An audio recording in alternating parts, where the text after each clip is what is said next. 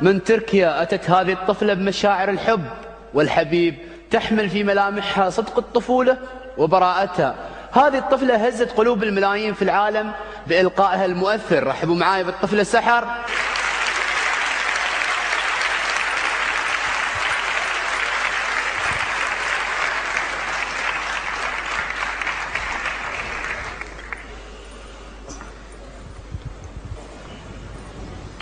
Rahmetini umarak günahkar bir dille Allah Azze ve Celle. Ya Resulallah, alemlere rahmet hayatın geçiyor kalbimizden. Kalbimizden seyrediyoruz seni. İşte 1 yaşındasın, beni Saad yurdundasın. Sana tutan ne olmadı kadınlar, bu yüzden dargın bulutlar. Bir damla yağmur indirmiyor, kıtlık hüküm sürüyor beni Saad yurdunda.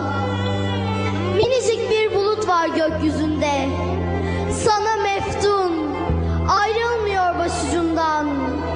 Ve insanlar yağmur duasında Hazreti Halime kucağına alıyor seni. Yüzünde bir gölgelik, seni güneşten korumak için. Oysa minicik bulut gökyüzünde, sana meftun, sana kilitli ve dua eden rahibin kucağındasın. Dünyalar güzeli gözlerine bakıyor rahip. Kıtlığı da unutuyor, yağmuru da, duayı da. Ama sen unutmuyorsun. O minicik bulut ilişiyor bakışın. Uğruna canlarımız feda gözlerinle gökyüzüne bakıyorsun. O minicik bulut ilişiyor bakışlarına. Büyüyor, büyüyor. Sonra nazlı nazlı yağmur damlaları iniyor buluttan. Fakat çoğusu bilmiyor yağmurun geliş sebebini. Çoğusu bilmiyor seni. 6 yaşındasın. Medine-i Münevvere yolundasın. Yanında aziz annen ve Ümmü Eymen. Yetimliğini hissediyorsun baba kabristanında. Sonra yolda, Ebba'da öksüzlük karşılıyor seni. Mekke'ye annesiz giriyorsun. Abdülmuttalip bir başka seviyor seni. Ebu Talip bir başka seviyor. Ya Resulallah, Mekke çocukları annelerine seslenirler miydi senin yanında? Onlar anne deyince sen yere mi bakardın? Mekke rüzgarları kaç gece gözyaşlarını taşıdı Ebba'ya. Kaç gece anne diye hıçkırdın. Efendim, senin yerine de anne dedik annemize. Senin yerine de baba dedik. 25 yaşındasın ve bambaşkasın. Kimse sana denk değil. Şefkat yayıyor kokun, güven veriyor sesin. Sen Muhammedül Emin'sin. 33 yaşındasın.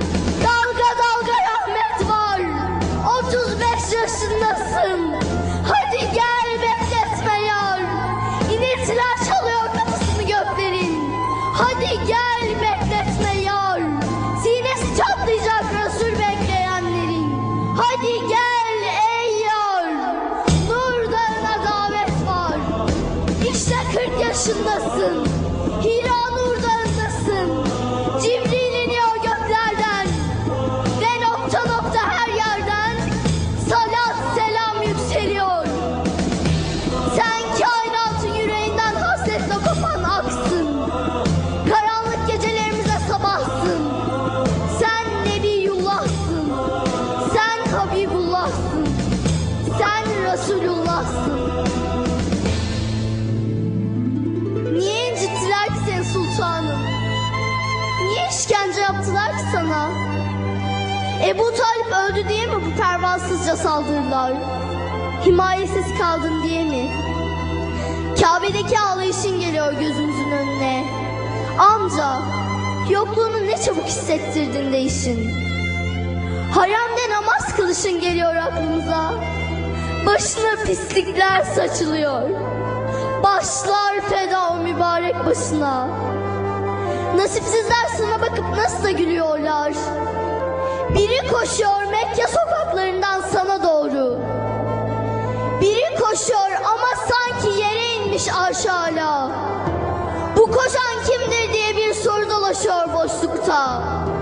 Bu koşan kim? Ve cevap veriyor biri. Muhammed'in kızı Fatıma-tü Zehra. Velilerin anası. Yüzünü gözünü siliyor biricik kızın. Sana yeryüzünde en çok benzeyen. Gülmesi sen, ağlaması sen. Ağlama kızım değişin geliyor aklımıza. Niye çıkardılar ki yurdundan seni? Himayesiz kaldın diye mi? Onlar bilmiyorlar mıydı seni himaye edeni? Seni yetim bulup barındıranı, seni alemlere rahmet kılanı. Onlar deli diyorlardı sana, sen susuyordun. Mecnun diyorlardı, şair diyorlardı, sen susuyordun. Seni bizim elimizden kim kurtaracak diyorlardı. Sen Allah diyordun. Allah Azze ve Celle. Semaya hasret kaplıyordu. Sen Allah diyordun. Arş âlâ titriyordu.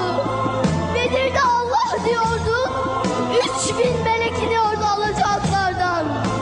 125.000 sahabi. Anam babam sana feda olsun diyordu. Ya Resulallah, Medine-i Münevvere sokaklarında yürüyordu. Necroğullarının küçük kızları seni görünce sevinçten ne yapacaklarını bilememişlerdi. Beni seviyor musunuz diye sormuştun onlara. Seni çok seviyoruz ya Habiballah demişlerdi. Sen de Allah biliyor ki ben de sizi çok seviyorum demiştin. Bugün yaşayan gençler var. Necroğullarının kızları değil belki. Ama seni onlar da çok seviyor. Gözyaşlarından belli ki seni canlarından çok seviyorlar. Senden başka kimseleri yok. Allah biliyor ki sen onları da çok seviyorsun. 63 yaşındasın. Refiki Ala duasındasın. Senin için siyah yünden çizgili bir cübbe dokunmuştu. Kenarları beyazdı.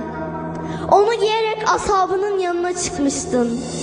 Ve mübarek ellerini dizine vurarak "Görüyor musunuz ne kadar güzel" demiştin. Meclisinde bulunan bir sana seslenmişti. "Anam babam sana feda olsun ya Resulallah. Onu bana ver." Niye istemişti ki senden? Sevdiğini bile bile. İstendiğinde kadiyen hayır demediğini bile bile. Peki dedin o zata. Ve sen yine yamalı eski cübbeni giydin. Dostuna kavuşmana bir hafta kalmıştı. Aynı cübbeden yine diktiler. Ama giyinmek nasip olmadı.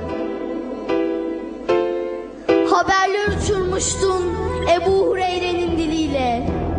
Benden sonra öyle kimseler gelecek ki keşke peygamberi görseydik de ne malımız ne de evladımız olsaydı diyecekler.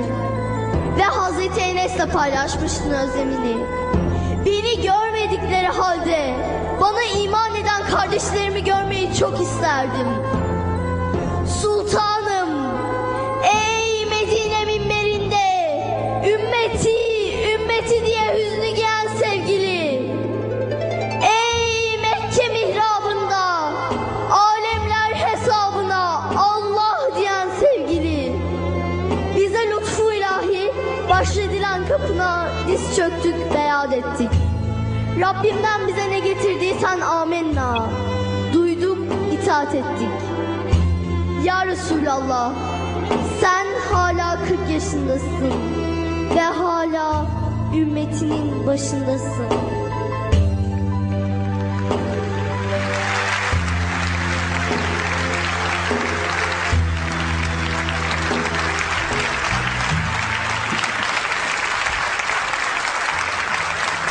طبعا نشكر الطفلة سحر على هذه القصيدة والإلقاء الرائع والمؤثر الذي أثر في أغلبنا ولم نفهم لغتها التركية، ولكن الإحساس وصل. وربما لهذه الجائزة تأثيرها، وربما أيضا يجب أن يكون حبنا للرسول صغارا وكبارا بهذا المستوى وأكثر.